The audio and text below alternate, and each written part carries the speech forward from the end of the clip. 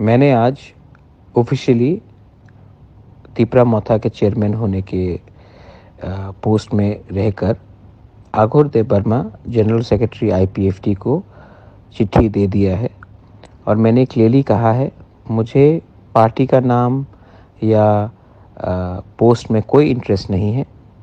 तिपरासा लोग आईपीएफटी और तिपरा मोथा को अगर एक पार्टी बनकर एक सिंबल में फाइट करेंगे, नाम जो भी हो हमको कोई चिंता नहीं है।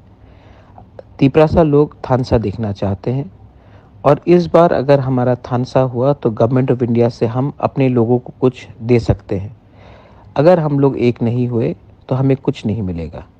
इसी के लिए मैंने चिट्ठी आघोर देबबर्मा को दिया है। वो आईपीएफटी के वर्किंग प्रेसिडेंट को देंगे और तब आईपीएफटी को सोचना पड़ेगा कि हमें आने वाले दिन में तिपरासा के संग काम करना है या अलग अलग होकर फाइट करना है या बीजेपी के संग फाइट करना है।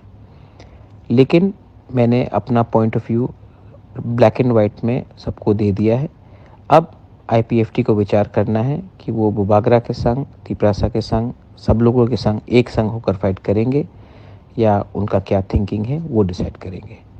मैं वही चाहता हूँ जिससे हमारे लोगों को फ़ायदा हो, हमारे तिपरासा लोगों को, हमारे दोफा को कुछ मिले।